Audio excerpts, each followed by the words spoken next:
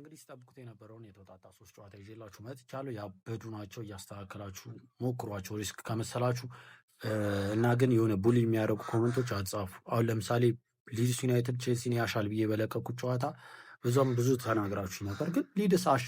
እኔ ከማንም ግድ አይሰጠኝም ጋይስ። እኔ ቀመሬን ብቻ ነው እንዲሳካ የምፈልገው። አርሰናል ሆነ ቼልሲ ሆነ ሊቨርፑል ሆነ ግድ አይሰጠኝም። ስለዚህ ሀሳብ ሴቶቻችሁን አስቀምጡ። ቦሊ የሚያደርጉ ኮመንቶች አጻፉ። ቀጥታ ወደ ፕሪዲክሽን ስገባ አርሰናል ከቪላ አንደር 3.5 አርሰናል ዊን ሁለት ወድ በላይ ነው። 2.4 2.5 ነው። ሁለተኛው ጨዋታ ባየር ሙኒክን ተገባብተው ያሸንፋሉ በሉት ከ2.3 ምናምን በላይ ነው። ሶስተኛው ጨዋታን ከመናገር በፊት ሰብስክራይብ ያላደረግ ይህን ቪዲዮ የምታይ እንዳለ ሰብስክራይብ አድርግ። ገንዘብ ነው እየሰጠው ያለሁት። ቀጥታ ወደ ሶስተኛው ፕሪዲክሽን ሲሄድ ባርሴሎና ከሪያል ቤቲስ የሚያደርጉትን ጨዋታ ተገባብተው ባርሴሎና ዊን ብትሉት ከ2.5 በላይ ወር ነው። እሱ ሪስክ ከመሰላችሁ ተገባብተው ባርሴሎና ደብል ቻንስ 2 ምናምን ወር ነው እንዲህ። ስለዚህ ተጠቀሙበት።